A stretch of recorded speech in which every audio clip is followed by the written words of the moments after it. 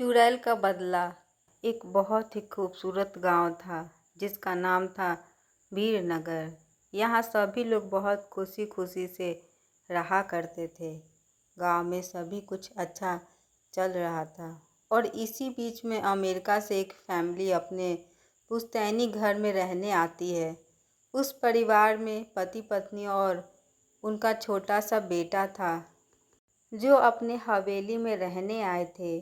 सभी के आते ही गांव वालों में खुशी की लहर दौड़ पड़ी, क्योंकि यह फैमिली कोई और नहीं बल्कि इसी गांव में रहने वाले एक पुराने जमींदार की थी और गांव वाले उनकी बहुत इज्जत करते थे।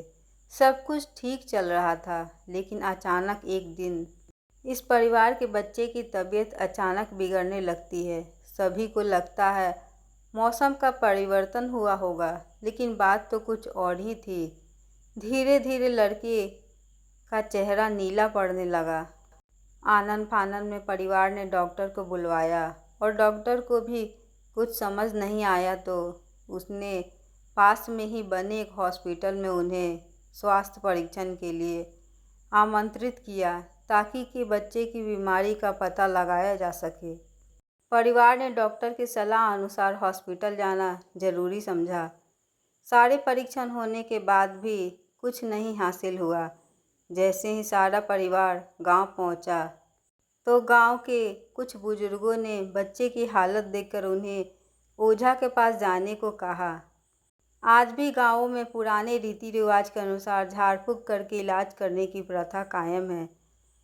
परिवार के सभी सदस्य बच्चे के लिए ओझा के पास भी जाने को तैयार हो गए। गांव के पास ही पहाड़ों में एक बाबा रहते थे जो कि काली विद्या में भी माहिर थे। जैसे ही उनके आश्रम की सीढ़ियों में वह बच्चा अपने परिवार के साथ पहुंचा तो ओझा जोर जोर से चिल्लाने लगे, तू क्यों आई है? इतने वर्षों के बाद भी तेरा बदला शांत नहीं हुआ। यह सब सुनकर बच्चे के माता पिता और गांव वाले दहशत में आ गए। उन्हें समझ नहीं आया कि बाबा को इतना क्रोध क्यों आ रहा है, जबकि उन्हें अभी तक कोई बात बताई नहीं गई। लेकिन बाबा तो काली माया में पारंगत थे, इस वजह से उन्हें रूहानी ताकतों को पहचानना आता था।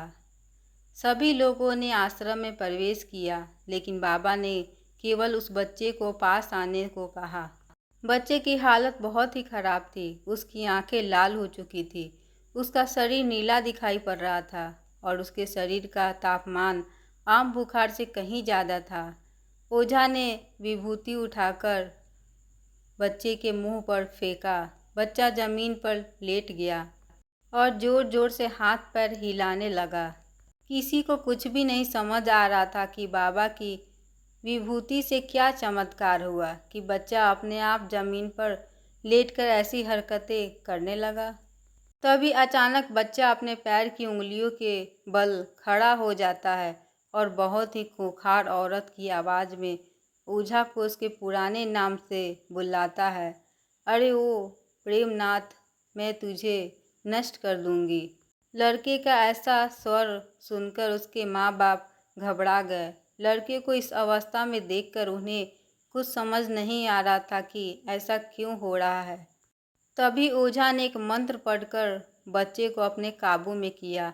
सारे गांव वाले ओझा से पूछने लगे कि बाबा ये सब क्या हो रहा है, यह बच्चा ऐसा क्यों कर रहा है। तभी ओझा ने बताया कि इसके अंदर कोई चुड़ैल आ चुकी है जो कि आज 70 साल पहले चोरी के आरोप में जिंदा जला दी गई थी।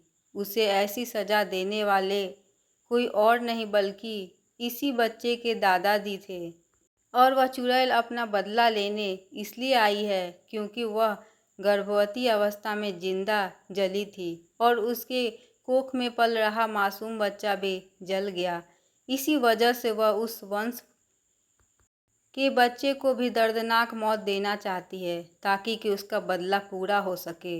ये सारी कहानी जानने के बाद उसके परिवार वाले ओझा के सामने गिड़गिड़ाने लगे और अपने बच्चे की जान की भीख मांगने लगे। तभी ओझा ने अपनी घोर तपस्वी शक्ति से मंत्रों के उच्चारण के साथ उस चुड़ैल को मासूम बच्चे से बाहर निकाल दिया और कुछ ही क्षणों में बच्चा सामान्य हालत में आने लगा।